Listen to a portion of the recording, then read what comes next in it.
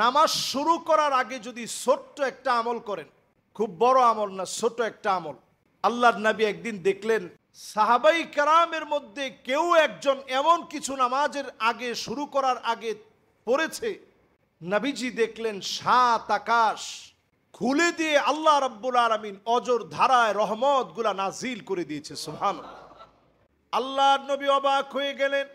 নামাজের সালাম ফিরিয়ে নবীজি বললেন, তোমাদের ভিতরে কে এমন আছে, এমন কিছু নামাজের ভিতরে তুমি পড়েছ আল্লাহ পাক তোমার জন্য 7 আকাশের দুয়ার খুলে অজর ধারায় রহমত নাজিল করে দিয়েছে।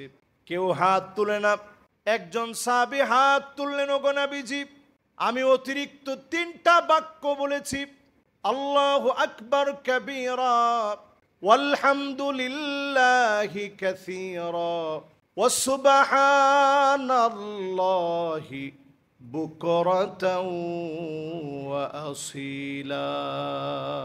আল্লাহু আকবার কাবীরা ওয়ালহামদুলিল্লাহি কাসীরা ওয়া সুবহানাল্লাহি বুকরাতাও ওয়া আসীলা। এই 3টা বাক্য বলেছি।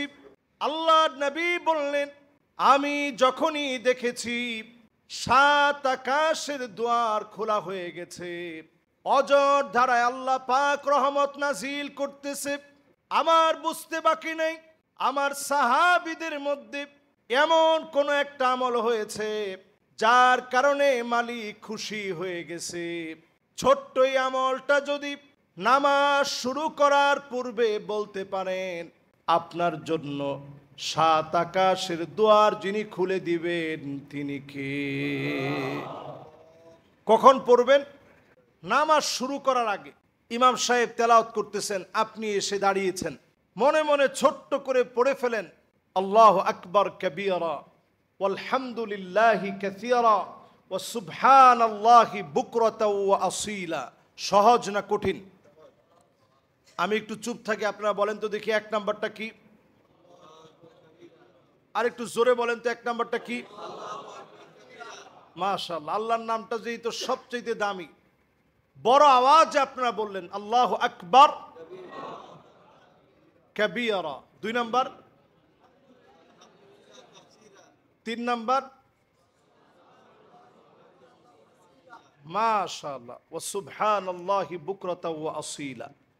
এই 3টা বাক্য যদি শুধু আপনি বলতে পারেন, আল্লাহর কাছে আপনার দাম কেমন।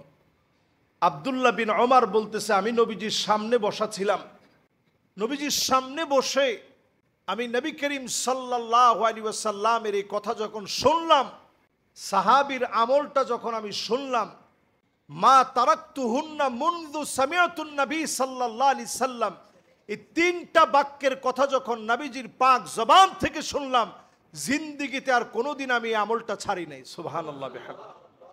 আজকে যদি আপনি নিয়ত করেন যে নামাজের স্বাদ আমারে পেতেই হবে, মনোযোগ বাড়াইতে হবে নামাজে, নামাজের ভিতরে স্বাদ আনতে হবে, যদি আজকে থেকে আপনি নিয়ত করে এটা পড়েন, আপনি দেখবেন নামাজের স্বাদ বেড়ে যাবে, নামাজের ভিতরে একটা লাজ্জা পাবেন, তালাজ্জুজুস সালাহ, নামাজের ভিতরে একটা স্বাদ অনুভূত হবে।